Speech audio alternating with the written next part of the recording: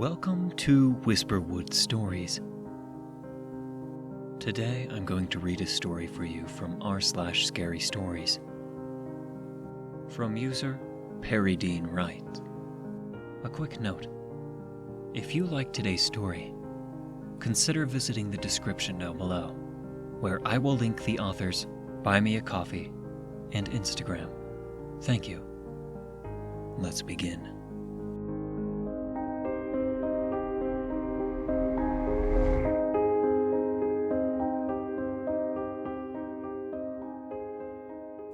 The radio keeps telling us to barricade ourselves in our homes, but nothing has happened in 2 decades.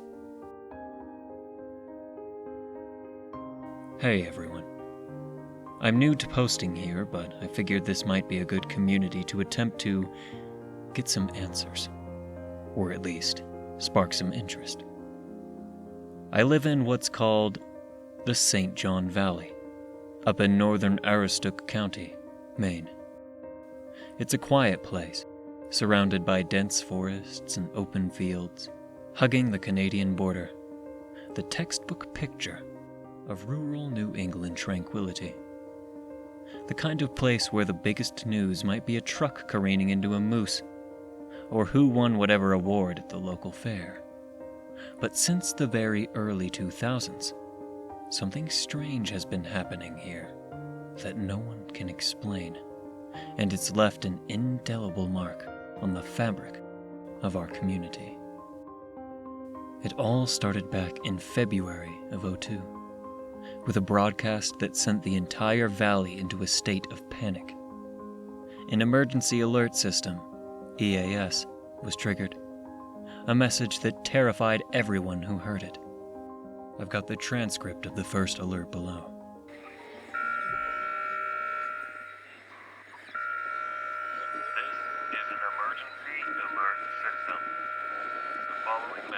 Transmitted at the request of local authorities in Aroostook County, Maine. Residents of Limestone, Caribou, Fort Fairfield, Van Buren, and surrounding areas are advised to remain indoors immediately. At approximately 11:30 p.m. Eastern Daylight Time on February the 3rd, an emergency situation has been reported. Secure all doors and windows. Reports indicate that both animals and humans are exhibiting violent behavior. Avoid any contact with affected individuals or animals.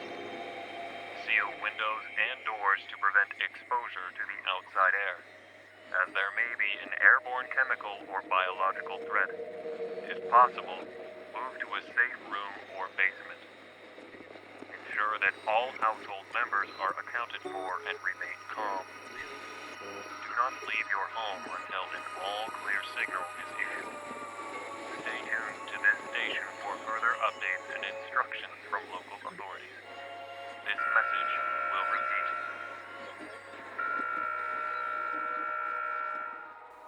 The broadcast was chilling, and the aftermath was pure chaos. People genuinely believed that they were in imminent danger. Families barricaded themselves in their homes, sealed their windows, and armed themselves against an unseen enemy. In the aftermath, county news stations covered the story extensively, interviewing residents and experts alike. Despite the official explanation that followed the next morning, many people remained skeptical.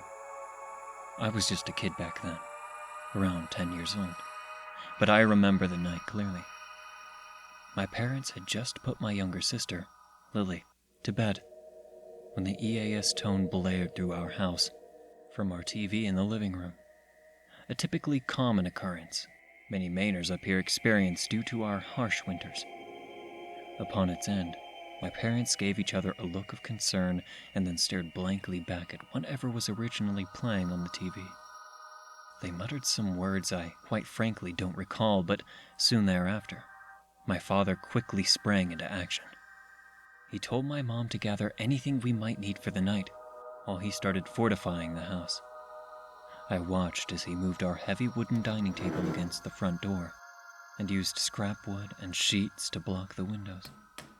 In all the commotion and noise, Lily found her way back downstairs, asking for some juice. My mom rushed around, grabbing blankets, flashlights, and whatever non-perishable food she could find.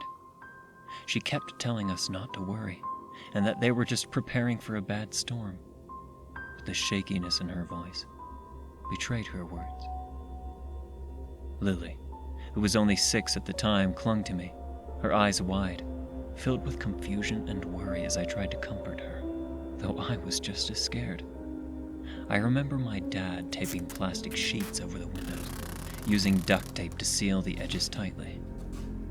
He assured us kids that there was nothing to worry about, and all this was a just in case. My mom led us to the basement, where she had set up a makeshift shelter. The basement was dark and musty, filled with old boxes and forgotten belongings. It wasn't the most comforting place, but it felt safer than the open rooms upstairs. We huddled together on an old couch, wrapped in blankets. My dad kept his rifle close by, a precaution he hoped he wouldn't need. We listened to the radio for updates, the eerie silence punctuated only by the occasional creak of the house settling. Every noise outside made them jump, further fueling our imaginations to run wild with thoughts of what might be happening. As the hours passed with no further information, we began to relax slightly, though none of us dared to sleep until my parents eventually took turns keeping watch, their faces etched with worry. Lily eventually drifted off, her head resting on my lap. I sat there, stroking her hair and trying to make sense of the situation. The fear in my parents' eyes was something I'd never forget. They were our protectors, and seeing them so vulnerable was unsettling. The all-clear broadcast finally came in the early hours of the morning, but it didn't bring much comfort. The authorities claimed the initial broadcast had been a mistake, a technical error. They assured us there was no danger, but the damage was already done. The trust in our community's safety was shattered, and a sense of unease lingered long after. Nothing happens up here. In the days that followed, the valley buzzed with conversations about the incident. Everyone had their own theories, from government conspiracies to supernatural explanations, despite the official explanation, if one can even call it that. Many people remained skeptical. The night became a part of our community's history, a bizarre event that no one could fully explain. As I grew older, the broadcasts continued to air sporadically. Each time it sent a ripple of anxiety through the area, though the initial panic had dulled to a resigned acceptance. By the time I reached high school, the alert had become a sort of local legend. I became obsessed with the idea of hearing it for myself now that I was older. Hadn't caught it since that night long ago, but finally, one night, during a high school bonfire with a small group of friends, I got to. The fire crackled, and the chatter of my peers filled the air, eventually drowned out by the ominous tones of the EAS. I ran to the truck radio, and there it was. The atmosphere at the party shifted instantly. Conversations dropped, and a hush fell over the group as we listened in stunned silence. The broadcast ended, and we all looked at each other, a mix of fear and excitement in our eyes. It felt surreal, like witnessing a piece of history that had come to life right before us. Over the years, these mysterious broadcasts have continued to air once or twice a year, always at exactly 11:30 p.m. The residents of Aroostook County eventually grew indifferent. The initial panic subsided, and the broadcast faded into local legend, something to be talked about at late-night gatherings and around campfires. People began to treat it like a strange, unexplainable quirk of sorts, a story to tell newcomers, and a curiosity for visitors to the area. A funny prank of sorts, if you happen to tell a newcomer just before one happens to air. But not for me. The mystery of these broadcasts gnawed at me, and it's why I ended up here, at WQHR as a board operator. I hoped working here at the local radio station might help me uncover some truth. I pretty much had no choice but to listen to the radio while I worked 10 hours a day. Audio engineering had been a hobby of mine, and something I've hoped to get into for some time now. At least, since I graduated, but I also figured it may be a good place to begin my investigation. Eventually, while on shift, I ended up catching the second of the 2 alerts that occurred that night. It was similar to the first, but with just enough new information to further reignite my obsession. I don't remember if I mentioned there were multiple, but this one I had never heard, even back when I was a scared little boy in my parents' basement. I guess I must have dozed off, though I have, of course, heard about it in passing. But anyways, here's the second transcript. This is the emergency alert system. The following message is transmitted at the request of local authorities in Marsden County, Maine. Residents of Limestone, Caribou, Fort Fairfield, Van Buren, and surrounding areas are advised that the emergency situation reported earlier continues to persist as of 3:15 a.m. Eastern Standard Time, February the 4th. Residents must remain indoors and ensure all doors and windows are locked. Recent reports suggest that the emergency may involve a hazardous airborne agent, which may be contributing to violent behavior in animals and humans. Seal all openings, including windows and vents, using tape or plastic sheeting to prevent exposure to outside air. Avoid using air conditioning or heating systems that draw in outside air. Keep communication devices charged and nearby for further updates. Authorities are actively working to identify the source and nature of this emergency, and all clear signals will be issued once it is safe to resume normal activities. Please remain on this station for ongoing updates. This message will repeat. The eeriness of this second alert left me more determined than ever to find out what's going on. Thing is, everyone in the great state of Maine already knows about these broadcasts. They've been happening at random for over 2 decades. But why in the world has nobody been able to solve this, or seems to even really care for that matter? 20 plus years. Nothing.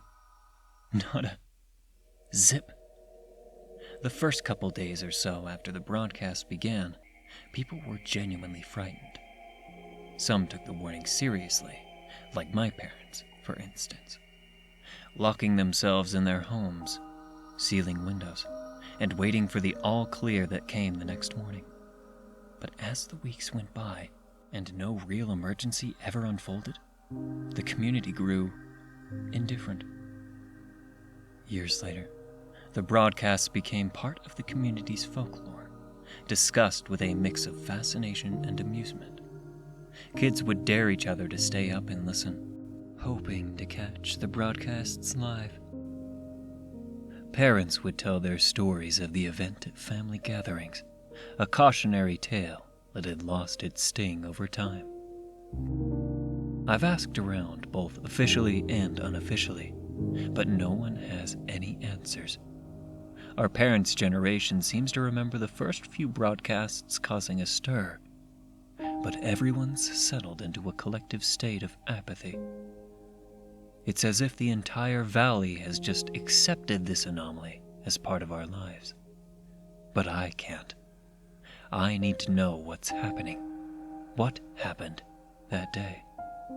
My obsession with the anomaly has driven me to the point where it's all I can think about sometimes. It's as if these broadcasts come from nowhere and disappear into thin air, Sometimes it's the second alert, other times it's the first. It's completely random, and no one has been able to notice any sort of pattern. One night, while I was working in the studio after a rare airing, happened to be the first alert this time, a regular listener called in. He claimed to remember something odd from the late 90s, a night when the air felt thick and a strange smell lingered. He couldn't recall any specific details, but his recollection was enough to send chills down my spine. Curious to know if anyone else had a similar experience back then. At radio and television stations, like the one where I work, the Emergency Alert System, EAS, operates independently of our control, relying entirely on external automation. The EAS encoder-decoder devices are designed to receive alerts from authorized agencies such as the National Weather Service or FEMA, automatically interrupting our regular programming to broadcast emergency messages without any human intervention. It's basically intended to ensure that urgent information reaches the public swiftly and efficiently. Yet, the persistent broadcasts have baffled both the Valley and its local authorities for years. Despite our repeated inquiries, FEMA insists they have no clue what these unauthorized messages are and claim they have no knowledge of their origin. The situation has raised concerns about public safety, prompting local authorities to reach out to the FBI for an investigation. However, the FBI reportedly declined, further leaving us in the dark, though the unexpected refusal had only intensified my speculation. Mind you, this was only 6 months ago. My goal is to solve this mystery, not only to understand the source of these unexplained events, but also to uncover any hidden truths that might be behind them. The dismissive stance of the FBI and the lack of clarity from official channels have only fueled my resolve to dig deeper. With no clear leads from the authorities, I am left to rely on my own investigation, determined to piece together this puzzle and bring clarity to this ongoing whatever this is. I've considered all sorts of possibilities. Government experiments, supernatural occurrences, mass hallucinations, or hysteria. Each theory seems more far-fetched than the last, but in a world where the impossible sometimes happens, who's to say what's too crazy to believe? I've spent countless hours looking for similar cases, looking for any pattern or connection that could explain our predicament, for lack of a better word. Searched internet forums, nothing even remotely close. I've reached out to experts in various fields, psychologists, historians, conspiracy theorists, but no one has been able to provide a satisfactory explanation. There are some nights I can barely sleep, my mind racing with possibilities and theories. I've considered the idea of mass hypnosis or some sort of conditioning, where an entire community is conditioned to forget certain events. It sounds far-fetched, but the more I think about it, the less I'm willing to dismiss any possibilities. What if those initial broadcasts were part of an experiment, and we were the unwitting subjects? Or what if I'm just crazy, and this somehow was some sort of error? I've even considered setting up recording equipment to capture the broadcasts in real time, in case there are subtle nuances or hidden messages that we haven't noticed. Might be a good idea, actually. I'll keep you all updated on that. It's just hard with how infrequent they occur, nor do I think my boss would appreciate that, in all honesty. My obsession has taken a toll on my personal life as well. Friends and family have grown concerned about my fixation on the long-since-past event. They tell me to let it go, to move on, and accept that some mysteries are meant to remain unsolved. But I can't shake the feeling that there's something important here, something that needs to be uncovered. One theory that keeps nagging at me is the possibility of a cover-up. What if the initial panic in 2002 was justified, and the follow-up broadcast claiming it was a mistake was part of an effort to keep us in the dark? What if there was an actual emergency, and those in charge have been suppressing the truth ever since? The thought sends shivers down my spine, but it's a possibility I can't ignore. So, I'm turning to you, the people of the internet. Have any of you experienced something, anything at all similar in your area? Do you have any theories about what could be causing these broadcasts? And more importantly, how can I go about uncovering more info? I'm desperate for answers, and willing to try anything at this point. Whether it's similar experiences from your own lives, wild theories, or practical advice on how to investigate further, I'm all ears. My investigation isn't just a hobby, it's become my life's mission. I've dedicated myself to uncovering and solving this mystery. I've pored over countless hours of radio logs, scoured newspaper archives, and conducted interviews with anyone who might have a piece of the puzzle, and nothing. I know this sounds like some random idiot on the web delving into madness, but I assure you, there has to be something here. Something like that doesn't just happen on accident. It simply makes zero sense. These broadcasts have been part of my life for as long as I can remember, and I won't rest until I've uncovered their secret. So, if any of you guys have any information, no matter how small or insignificant it might seem, please share it.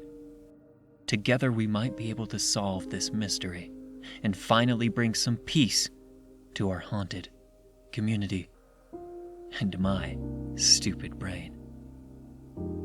Stay safe, Dean.